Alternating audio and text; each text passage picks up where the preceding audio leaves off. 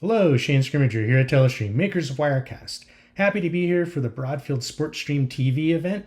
Today I'd like to talk about live sports streaming. Live sports being a pretty broad topic.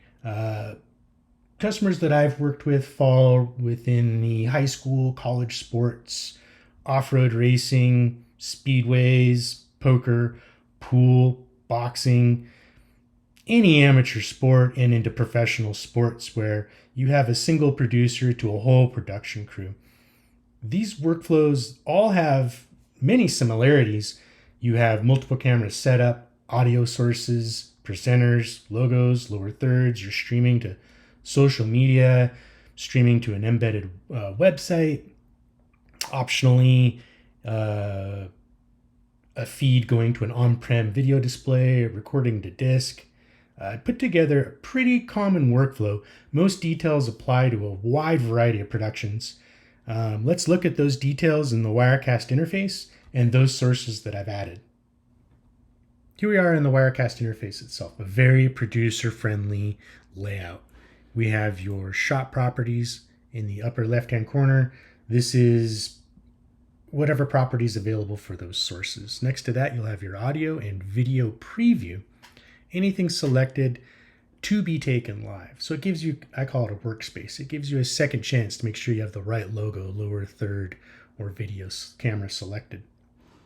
Next, you have your live output outlined in red. So anything down below in your master timeline in red is live. It's kind of a handy feature to know what is actually going live. There's your audio confirmation. Here you have your transitions. I have the same three I use every time: a cut, crossfade, and a wipe.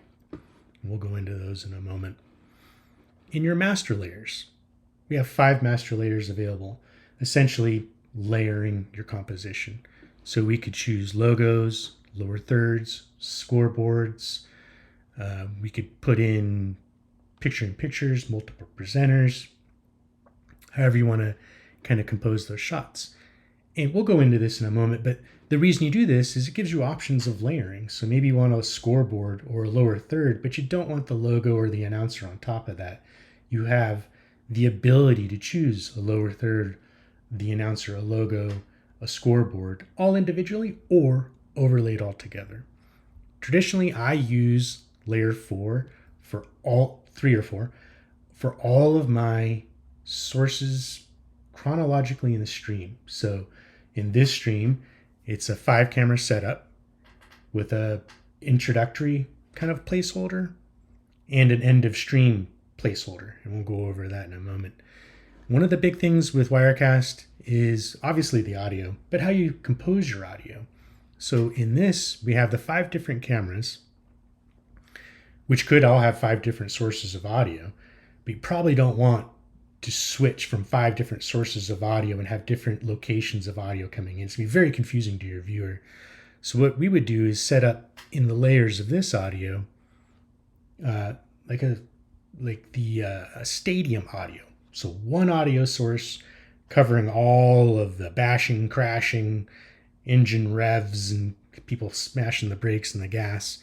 And then the commentator clean as well. And so what it would give you is, as we're navigating through this composition or switching, you're not cutting to and from audio. You have one base audio providing the announcer and, if you want, some stadium noise. So a very clean audio setup, and you're not cutting to and from audio sources.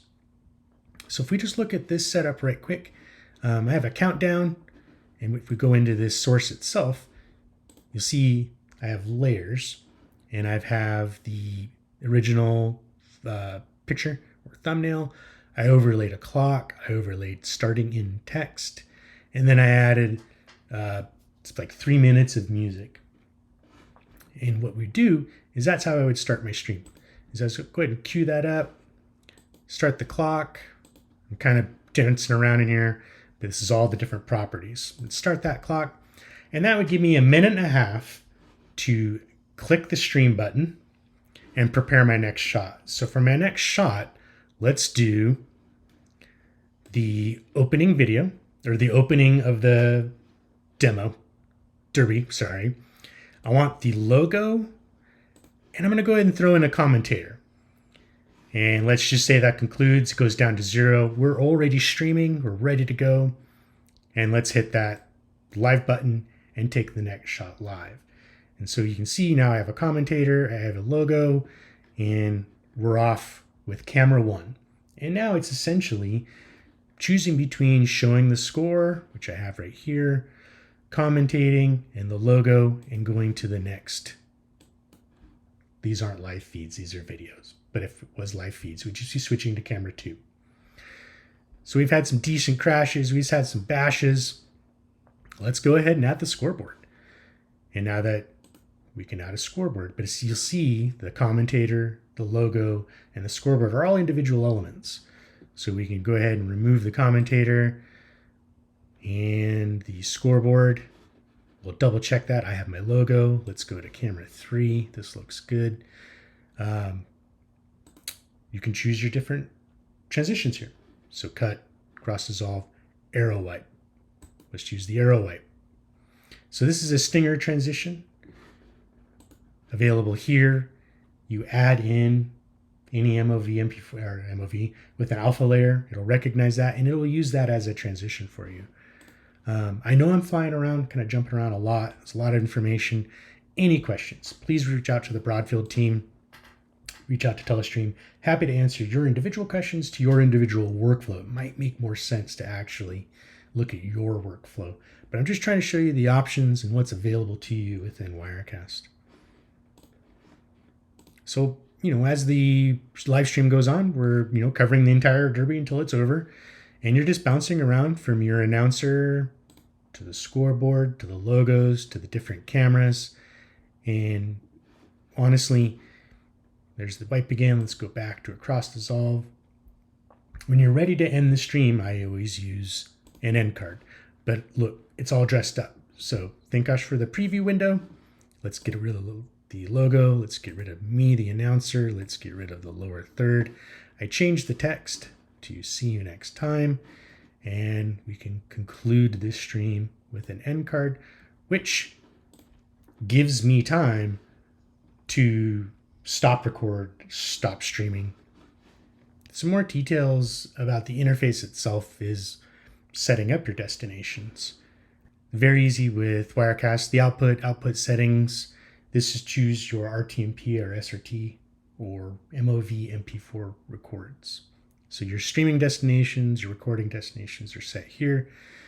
NDI out for anything on the local network. If I had some sort of SDI card connected to this computer, it would have that SDI manufacturer's name and output here, and you could choose the output, say for a video wall or multiple monitors around the venue.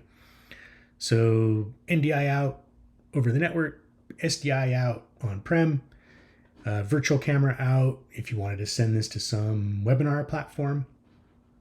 And all of those can be done at once, depending on, the robust or the performance of your computer that you're running this on. Output settings, if we just kind of look in here, you'll see there's your RTMP for an embedded website, SRT for a contribution feed. We are releasing a multi-stream where if you're looking at 2 to 3 streams from your computer, it's a little bit of task onto the CPU, GPU. You can send it to us and we'll stream that out currently to 2 separate destinations. There's your record to disk, your MP4. This is my hot list. We have a lot of people, a lot of CDNs that we work with, but it's as easy as this. You hop into your account and you would just log in. I've logged in before, so it's probably going to let me skip a few things. And once you make that connection, you're ready to go with that particular destination. Choose your parameters. Another great thing about Wirecast is with the CDNs, they provide us with our optimal streaming settings. So this is already set from Facebook. This is what's going to work best from them. This is what's going to work best for YouTube. It's their streaming presets. So feel free to use your own, but I would suggest using one of their presets for an optimal streaming experience.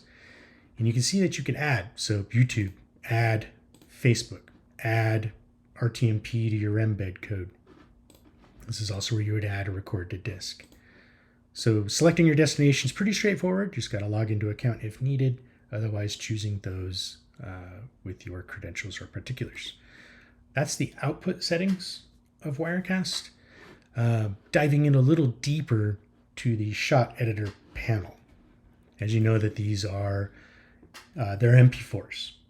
So you can choose whether you want this to loop, hold, remove. Loop's safe, but if you're playing a video, you will get that loop reset, so just be careful. You can choose your in-out points. Lots of different things you can do here just with a video alone. Your layers, your actual shot properties themselves, your XYZ rotations, opacity, anything you need to do here. A good example of this is the, I guess you call it a little avatar, the little profile pic I made here. To do this again and just show you how easy it was to do, I'll kind of show you how I did it. I just grabbed my FaceTime camera, I hit add.